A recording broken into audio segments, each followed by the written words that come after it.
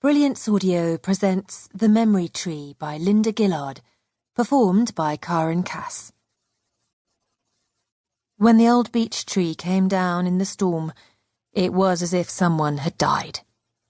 Someone who'd been around forever, who'd seemed immortal, like an elder statesman or the Queen. I actually cried. I pretended it was fear. The tree had missed the studio by inches, and we could have been crushed, pinned to the ground like dead butterflies, transfixed by its branches. I allowed my mother to believe it was shock that made me weep, but it was grief. I'd lost a childhood friend, a link with my father. When I'd calmed down, I photographed the tree, carefully recording the 2 centuries of graffiti incised on its smooth grey bark.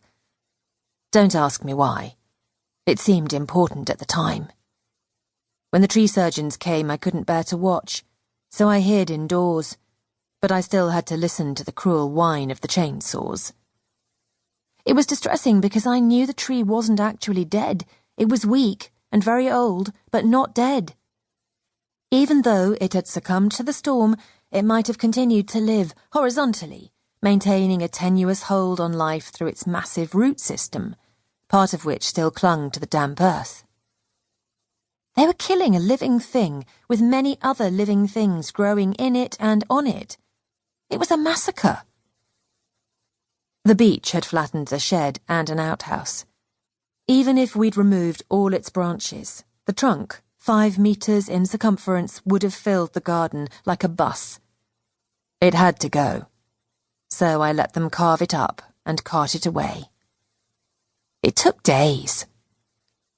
On the 2nd day, one of the men knocked on the back door and handed me what looked like a rusty biscuit tin. "We found this in a hole in the tree. Thought you might like to see if there's anything valuable inside. Maybe the lost family jewels, eh?" he said, with a smile before going back to his noisy work. I had to take a chisel to the lid. Inside, I found something wrapped in oilcloth. I hesitated before touching it, wondering what on earth the cloth might contain. There was no unpleasant smell, so I concluded the contents were inorganic or totally decayed. Cautious still, I donned rubber gloves and picked up the bundle.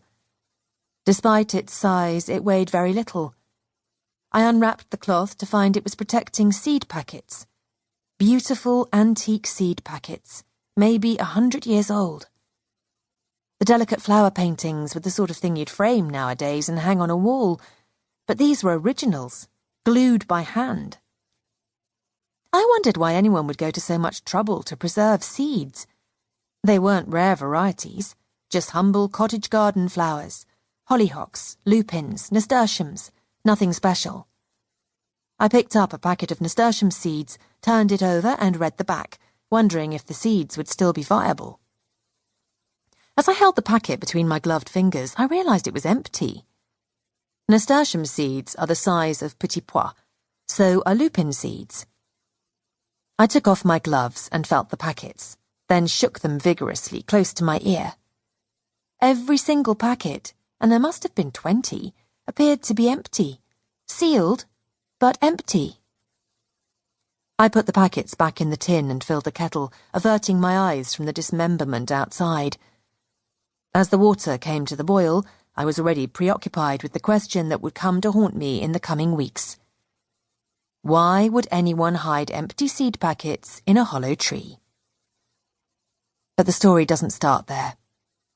I need to go back to a time when the beech tree still stood, when I didn't know the truth about my family, and Connor didn't know the truth about his. Right back to a time when the 20th century was young, and the beech still kept its secrets. When I was at art school, we studied the work of a contemporary artist, Phoebe Flint, celebrated for her portraits. Her career fell into 2 distinct periods. During the first, which ended in the 1970s, her work was considered interesting, if derivative, and occasionally outstanding. Then, during the second period, she came into her own. Her mature work was consistently original and brilliant. Looking at a Flint portrait, you were never in any doubt as to the identity of the artist.